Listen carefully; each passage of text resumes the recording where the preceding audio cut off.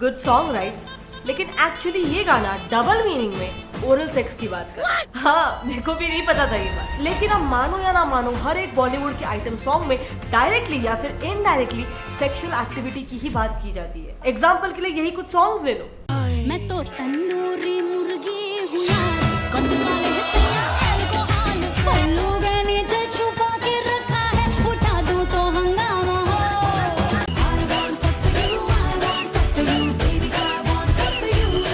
यहाँ तो दीदी डायरेक्टली बोल रही है I want to fuck you, और जहाँ पर इनडायरेक्टली सेक्स की बातें नहीं होती है वहाँ पर लड़कियों को सेक्सुअली ऑब्जेक्टिफाई किया जाता है, कुछ इस तरह।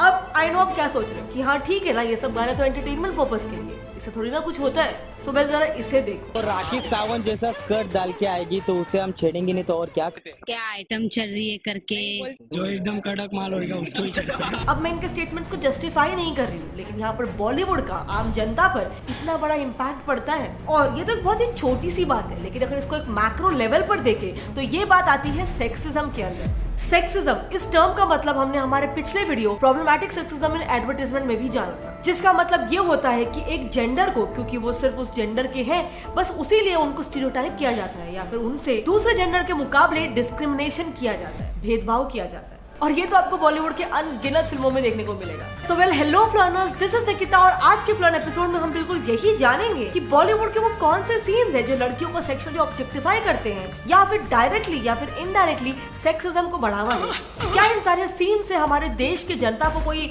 इम्पैक्ट भी पड़ता है? क्या असल में बॉलीवुड के ये सीन्स लोगों को इस हद तक इम्पैक्ट कर सकते हैं कि वो किसी को कल को जाके सेक्सुअली ऑब्जेक्टिफाई या फिर असॉल्ट भी कर ले? और अगर हाँ, तो फिर क्यों आखिर बॉलीवुड इतना सब कुछ जानने के बावजूद ऐसे सीन्स को अपने मूवीज में लेता है? Well let's find out. So well आज की वीडियो में हम बॉलीवुड के 4 सेक्सिस्ट प्रॉब्लम्स के बारे में बात करेंगे, जिसमें से नंबर 1 है एजिज्म। रब ने बना दी जोड़ी, शाहरुख खान की उम्र 42 इयर्स, अनुष्का शर्मा की 20 इयर्स। पुलिसगिरी, संजय दत्त 55, प्राची देसाई 25 इयर्स। लेकिन ये भी कुछ भी नहीं है, भारत मूवी में अपने सलमान बॉय की एज 53 इयर्स है और दिशा पाटनी 25, मतलब पूरे 28 साल का एज डिफरेंस है। ये एज गैप तो दिशा पाटनी के एज से भी बड़ा है, और बाकी एग्जांपल्स के लिए सलमान बॉय की कोई भी मूवी को उठा के देखो। लेकिन coming back to the topic, age gap में प्रॉब्लम क्या है? So well problem number 1, unattainable beauty standards. ऊपर बताए हुए फिल्मों में एज गैप्स के एग्जांपल्स काफी कॉमन है, लेकिन अब जरा चीजों को थोड़ा सा पलट के देखते हैं। इमेजिन काजोल विद ईशान खट्टर या फिर तब्बू विद कार्तिक आर्यन। अजीब लगा ना? वेल दैट इज बिकॉज ऐसे रिलेशनशिप्स ऑन स्क्रीन नॉर्मलाइज ही नहीं होते। अब आज प्रियंका और निक जोनस या फिर मलाइका और अर्जुन कपूर को लोग ट्रोल करते हैं, लेकिन बात बॉलीवुड तक भी सीमित नहीं है, इसके काफी डीप रूटेड कॉन्सिक्वेंसेज है, क्योंकि बस यहीं से शुरू होती है ऑलमोस्ट हर लड़की की इनसिक्योरिटी, उसका उम्र बढ़ जाना। क्यों ऐसे कहा जाता है कि एक औरत से कभी उसकी उम्र नहीं पूछनी चाहिए? ऑफ कोर्स क्योंकि उसकी एक इनसिक्योरिटी होती है, क्योंकि सोसाइटी में ही ऐसा माना जाता है कि अगर एक औरत की उम्र बढ़ जाए तो वो डिजाइनेबल नहीं रहती है, कोई लड़का उससे शादी नहीं करेगा। एंड अगेन लो, इससे खुल गए हजारों लाखों एज रिवर्सल क्रीम्स के लिए एक न्यू मार्केट। लेकिन ये तो हुई आम जनता की बात, खुद बॉलीवुड को भी एजिज्म से प्रॉब्लम है, जिससे हम आते हैं हमारे प्रॉब्लम नंबर 2 पे, ज्यादा एज मतलब कम रोल्स। 2019 में ये फिल्म रिलीज हुई थी, जिसके ऊपर नीना गुप्ता का ये ट्वीट था कि कम से कम हमारे उम्र के रोल तो हमसे करवा लो भाई। अब सही तो कहा उन्होंने, जब कैरेक्टर 50+ है तो उसमें यंग एक्ट्रेसेस को कास्ट करके उनको बुढ़ा दिखाने की क्या जरूरत है, जब ऑलरेडी बॉलीवुड के पास उस एज के एक्सपीरियंस एक्टर्स ऑलरेडी है। और ऐसा सिर्फ इसी केस में नहीं है, बल्कि गंगूबाई काठियावाड़ी और बेल बॉटम जैसे फिल्मों में भी यही आपको दिखाई देगा। और ये प्रॉब्लम यहीं पे खत्म भी नहीं होती। 30 to 35 की उम्र के बाद एक्ट्रेसेस को रोल्स मिलना ऑलमोस्ट बंद ही हो जाता है। आज कहाँ है प्रीति जिंटा, काजोल, तब्बू? इनफैक्ट बात तो यहाँ तक है कि जहाँ पर इनके मेल को स्टार्स, इनकी उम्र के मेल को स्टार्स आज भी हीरो के रोल्स कर रहे होते हैं, वहाँ पर इन्हें इनकी उम्र से भी बड़े मेल एक्टर्स की माँ का रोल मिलता है। बॉलीवुड ये रेप कल्चर को कैसे नॉर्मलाइज करता है, वो जानने से पहले मैं आपको बताना चाहूंगी एक इंटरेस्टिंग ट्रेडिंग प्लेटफॉर्म बायनामो के बारे में। बायनामो दोनों एप्पल स्टोर और प्ले स्टोर में अवेलेबल है। इसमें आप अलग अलग एसेट्स पे ट्रेड कर सकते हो, जैसे कि गूगल, एप्पल, गोल्ड, और तो और आपको अलग अलग फॉरेन करेंसीज जैसे कि यूएस डॉलर्स और यूरोस वगैरह में भी आपको 90% तक का प्रॉफिट मिल सकता है। इसमें बस आपको कोई भी एसेट को चुनना है और ये फोरकास्ट करना है कि उस एसेट की वैल्यू बढ़ेगी या फिर घटेगी। देखो मैं आपको एग्जांपल से बताती हूँ। मैं यहाँ पर एक 700 रुपए का ट्रेड अप करती हूँ कि इस एसेट की वैल्यू बढ़ेगी, और अब हल्का सा वेट करते हैं। मेरा फोकस करेक्ट निकला। अब ये अमाउंट आप अपने पेटीएम या फिर बैंक अकाउंट में सिर्फ 24 घंटे के अंदर अंदर विड्रॉ कर सकते हो। और इसका मिनिमम डिपॉजिट वैसे तो सिर्फ 350 रुपीज है, लेकिन अगर आप मेरा प्रोमो कोड यूज करते हो तो आपका डिपॉजिट डबल हो जाएगा। यानी कि समझो आप 400 रुपए का टॉपअप कीजिए और आपको 800 रुपए मिल जाएंगे। तो अभी ये डिस्क्रिप्शन लिंक से बायनोमो डाउनलोड कीजिए और अपने डेमो अकाउंट में पूरे 65,000 रुपीज पाइए, जिससे आप अलग अलग ट्रेडिंग, लर्निंग स्किल्स और स्ट्रैटेजीज को प्रैक्टिस कर सकते हो। क्योंकि जितने आप एक्सपीरियंस होंगे ना, उतने ही आपकी ट्रेडिंग और अर्निंग के स्किल्स और पॉसिबिलिटीज बढ़ेंगे। लेकिन हाँ लर्नर्स, ध्यान से ट्रेड करना, क्योंकि किसी भी ट्रेड में आपके कैपिटल को रिस्क होता है। सो रुके क्या हो, go and download Binomo application, link is in the description, because I am a Binomist. आइयो, तो अब वापस आते हैं हमारे टॉपिक पे और ये जानते हैं कि बॉलीवुड कैसे ये रेप कल्चर को नॉर्मलाइज कर रहा है अपने मूवीज के थ्रू। इसका परफेक्ट एग्जांपल है जानी दुश्मन। सबकी इज्जत करेंगे तो लूटेंगे किसकी?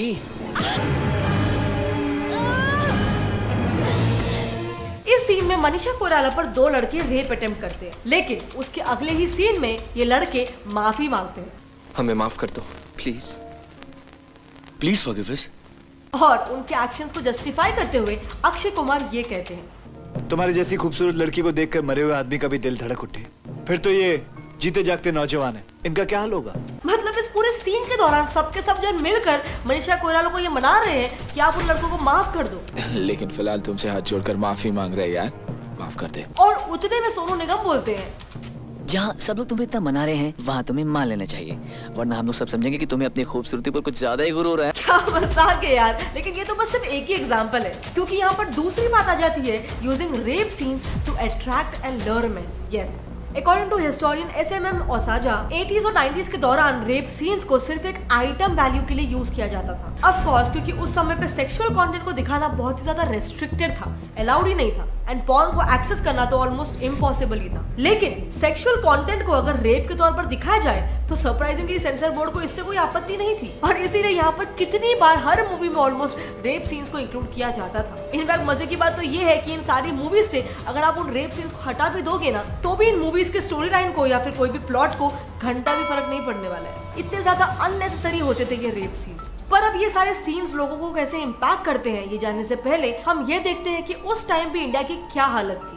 अगर हम इस रिसर्च के स्टैटिस्टिक्स को देखें तो 1990s के दौरान हर दिन करीबन 28 रेप केसेस दर्ज किए जाते थे। अब सोचो, ऐसे सिचुएशन में हर मूवी में रेप सीन्स को दिखाकर ऑडियंस के लिए रेप सीन्स को नॉर्मलाइज किया जा रहा था। और ये तो कुछ नहीं है, रेप हो जाने के बाद हमें क्या करना चाहिए, इसका भी सोल्यूशन ये मूवीज देती थी। हवेली में मेरी बहन अपनी मेहनत बेचने आई थी, इज्जत नहीं, तुम्हें मेरी बहन के साथ शादी करनी होगी। यानी कि रेप होने पर रेपिस्ट से शादी करवा लो, प्रॉब्लम सॉल्व। अब आई नो आपको और मुझे इसमें कोई सेंस नहीं लग रहा है, लेकिन अपेरेंटली सुप्रीम कोर्ट को इसमें सेंस दिखाई देता है, क्योंकि अभी हाल ही में ही 2021 में मुंबई में एक 16 साल की लड़की का रेप हुआ, और फिर जब ये मैटर कोर्ट में पहुंचा तब जजेस ने उस आदमी से पूछा कि तुम लड़की से शादी करने को तैयार हो, अगर हाँ तो हम तुम्हारी मदद कर सकते हैं, वरना तुम्हें जेल जाना पड़ेगा। लेकिन मुझे बताओ कि क्या यहाँ पर किसी ने उस लड़की से पूछा कि उसे क्या अपने रेपिस्ट से शादी करनी है, और क्या गारंटी है कि बच्ची का रेप करने वाला इंसान शादी के बाद उसकी सुरक्षा करेगा। अब बात करते हैं बॉलीवुड में सेक्सिज्म के हमारे नेक्स्ट प्रॉब्लम की, सेक्सुअल ऑब्जेक्टिफिकेशन। अब बॉलीवुड के आइटम सॉन्ग्स में लड़कियां इंसान छोड़कर सब कुछ, झंडू-बाम, तंदूरी मुर्गी, सुपारी और न जाने क्या क्या। सुपारी बना के मुझे जो वो बेदर्द आरी रे आरी है। और आप इनके डांस स्टेप्स ही देख लो, बिना मतलब हर जगह, हर मूवी में, हर गाने में एक ही पार्ट पे फोकस डाला जा रहा है, और ये आइटम सॉन्ग्स भी बिना किसी मतलब के बस मूवी में घुसार दिए जाते हैं। लेकिन एक मिनट, ये आइटम सॉन्ग का ट्रेंड आज का नहीं है, बल्कि 1930 से चला है, ऑब्वियसली मेल ऑडियंसेस का ध्यान आकर्षित करने के लिए। लेकिन इनका लोगों में क्या इम्पैक्ट पड़ता है वो जानते हैं। अगर वो राखी सावंत जैसा स्कर्ट डाल के आएगी तो उसे हम छेड़ेंगे नहीं तो और क्या। जीन्स डालते, फिगर बताते, वो बताते, ये बताते, इसके लिए लड़के लोग उसके ऊपर पागल हो जाते हैं। छोटा छोटा कपड़ा काय को डाल के आती है उसके लिए। फिर अब मुझे नहीं लगता कि मुझे यहाँ पर और कुछ बोलने की जरूरत है, इन्होंने खुद मेरा पॉइंट को प्रूव कर दिया। अब चलो बात करते हैं आज के last sexist problem, male centric movies, जिसका एग्जाम्पल है ये मूवीज।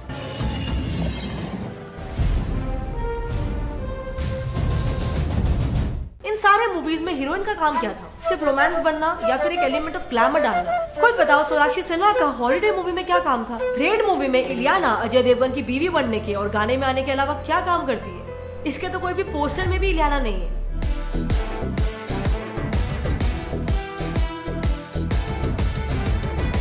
पर फिर भी ये सारी की सारी मूवीज बॉक्स ऑफिस पर हिट है। अब हम देखते हैं कुछ वुमेन सेंट्रिक मूवीज के एग्जांपल्स।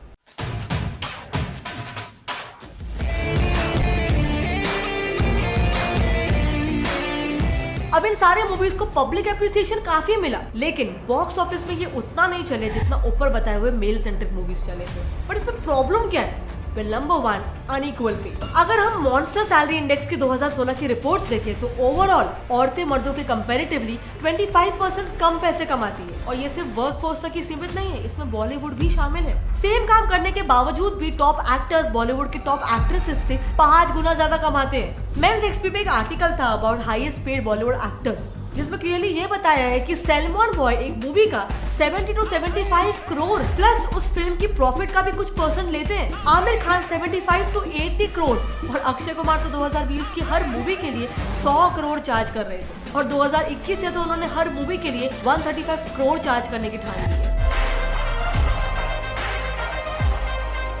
लेकिन वहीं पे on the other hand Bollywood के टॉप एक्ट्रेसेस जैसे कि दीपिका पादुकोण को हर मूवी के लिए मिल रहे हैं सिर्फ 29 करोड़ और प्रियंका चोपड़ा को 18 करोड़। अब नहीं, मैं ये नहीं बोल रही कि अगर कोई मूवी है जिसमें हीरो का रोल ज्यादा है उसमें भी हीरोइन को उतना ही पे करो, लेकिन एटलीस्ट वुमेन सेंट्रिक मूवीज में या फिर इक्वल काम करने के लिए तो उन्हें इक्वल पे दो। अब लेकिन बात यहाँ पर यह आ जाती है कि ये जो ओवरऑल सेक्सिज्म हो रहा है बॉलीवुड में भी और हमारे सोसाइटी में भी, उनसे हमें क्या फर्क पड़ता है? वेल, फिल्म मेकर फारूक के हिसाब से इंडिया में फिल्मों को एक धर्म की तरह माना जाता है और स्टार्स को तो लिटरली लोग पूछते हैं, और इसीलिए जब इन फिल्मों में औरतों को या फिर मर्दों को इन प्रॉब्लमैटिक तरीकों से पोर्ट्रे किया जाता है तब ऑब्वियसली लोगों के दिमाग में इसका इम्पैक्ट भी प्रॉब्लमैटिक ही होगा ना। Now according to the director of mental health and behavioural sciences Sameer Parik, ये चीज साइंटिफिकली प्रूवन है कि एग्रेशन को देखना एग्रेसिव एक्शंस लेने की टेंडेंसी को बढ़ा देता है, और ठीक उसी तरह से सेक्सुअली एक्सप्लिसिट कंटेंट को देखना या फिर सेक्सुअल वायलेंस को देखने से वो हमारे लिए नॉर्मलाइज होने लग जाता है, और जिसे फिर देखकर उसे रेप्लिकेट करने के लिए बहुत सारे लोगों की सेक्सुअल वायलेंस की टेंडेंसी बढ़ जाती है। अब हम कुछ एग्जांपल्स देखेंगे जो समीर पारिक के और आज के हमारे इस वीडियो के पॉइंट को प्रूव करते हैं। Well, example number 1, Snapdeal company के एक एग्जीक्यूटिव को एक बंदा आए दिन स्टॉक करता रहता था,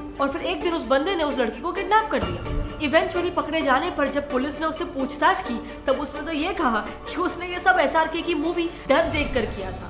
एग्जाम्पल नंबर 2, 2015 में एक इंडियन आदमी को ऑस्ट्रेलिया में औरतों को स्टॉक और हैरासमेंट के कारण उस आदमी को कोर्ट ले जाया गया। तब उस आदमी के लॉयर्स ने कोर्ट में डिफेंस में ये कहा कि बॉलीवुड फिल्मों में तो ऐसे ही दिखाया जाता है कि लड़कियों को इसी तरीके से स्टॉक कर करके हैरास कर करके ही तो पटाते हैं। ऐसा बिहेवियर वहाँ के मर्दों में बॉलीवुड में बहुत ही कॉमन है, और इस आदमी ने सिर्फ इन फिल्मों के इन्फ्लुएंस में आकर ही ये सब काम किया है। एंड गेस व्हाट, कोर्ट ने उस आदमी को बाइज्जत बरी कर दिया। वेल, इतने डीप रूटेड इम्पैक्ट है सेक्सिज्म इन बॉलीवुड के। तो अब इसका सोल्यूशन क्या है? वेल, सोल्यूशन नंबर 1 है सेक्स एजुकेशन। सेक्स को एक टैबू मत बनाओ। स्कूल्स में या फिर अपने घरों में बच्चों को एटलीस्ट प्रोटेक्शन और कंसेंट के बारे में एजुकेट करो। पापा, ये मास्टरबेशन क्या होता है? स्कूल्स में या फिर घरों में अगर उन्हें अपने सवालों के जवाब मिल जाए तो वो फिल्मों में इसका जवाब नहीं ढूंढेंगे। Solution number 2, censorship. Censor board को जहाँ पे unnecessary unwanted rape scene, sexual objectification के सीन्स या फिर ईव टीजिंग के भी सीन्स हो, उसे कम्प्लीटली सेंसर कर देना चाहिए।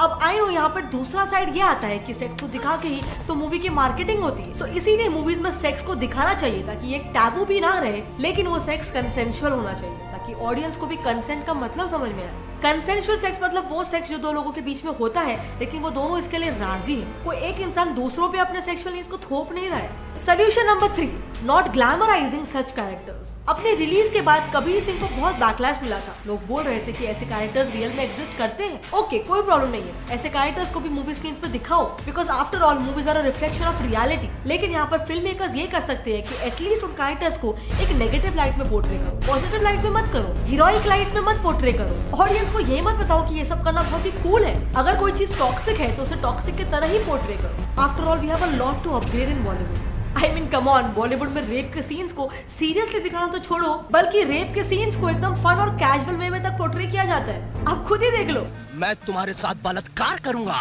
बलात्कार? ये कौन सी कार होती है बाबूजी? कार नहीं, मैं तुम्हें अपनी बाहों में मजबूती के साथ पकड़ूंगा, तुम्हें प्यार करूंगा, तुम्हारी जवानी को लूट लूंगा। आओ, मेरे ऐसे भाग्य कहाँ? तुम तो ऐसे खुश हो रही हो जैसे मैं तुम्हें सम्मान दे रहा हूँ। इसे देखकर तो यही लग रहा है कि लड़की को छेड़ना, उसके कंसेंट के बिना उसको छूना और यहाँ तक कि उसको रेप तक करना is the new form of being a मर्द, ऑफ बीइंग कूल। लेकिन इस सब में हम भी कुछ कर सकते हैं। वेल, अगर एक्टिंग और स्टोरी लाइन अच्छी हो तो वुमेन सेंट्रिक मूवीज को भी अप्रिशिएट करो, उन्हें भी उतना ही प्यार दो जितना कोई भी सलमान खान या फिर शाहरुख खान की बेसिक फ्लॉप मूवी को भी देते हो। इसके अलावा बॉलीवुड के सेक्सिस्ट बिहेवियर को रिकॉग्नाइज करना सीखो और लोगों को सिखाओ। लेकिन कैसे?